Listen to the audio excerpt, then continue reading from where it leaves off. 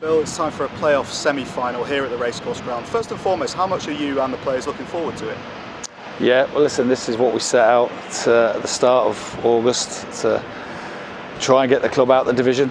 Obviously the aim was, could we get that top spot? We chased Stockport down.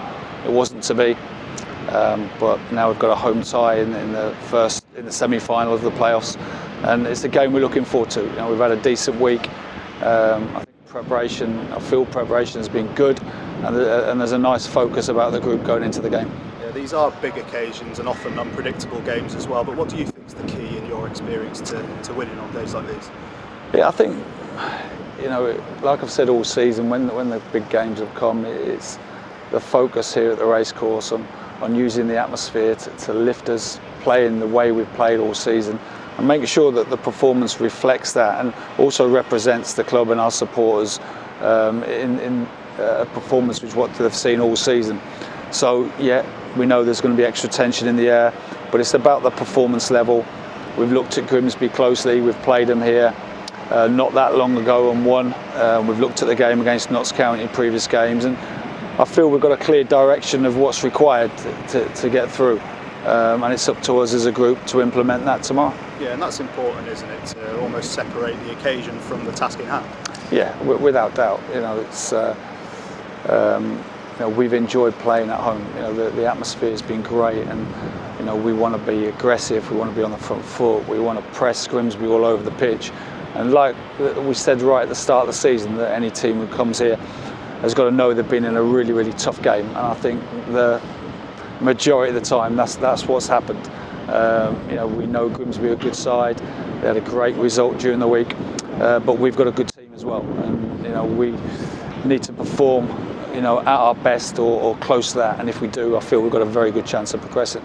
You mentioned the fans, and in fact it feels like we've mentioned them every week this season, and you touched on it there, that there'll be a full house and we can use that to our advantage. Is that part of the message to the players? Yeah, without doubt. You know, we've spoke about that a lot to the lads, about the connection with the supporters and using the atmosphere, because it is quite a unique atmosphere in the racecourse, to lift us in terms of the adrenaline, the way we close down, the positivity in our play, and all those elements that we need to put in place, with that element of calmness as well. And I think that's absolutely key. That, you know, in both Perth games there's been some rash challenges, and you know, we've got to make sure we keep 11 players on the pitch, we keep our discipline, whilst we keep that physicality and intensity we've been all about this season, allied with the quality of our play.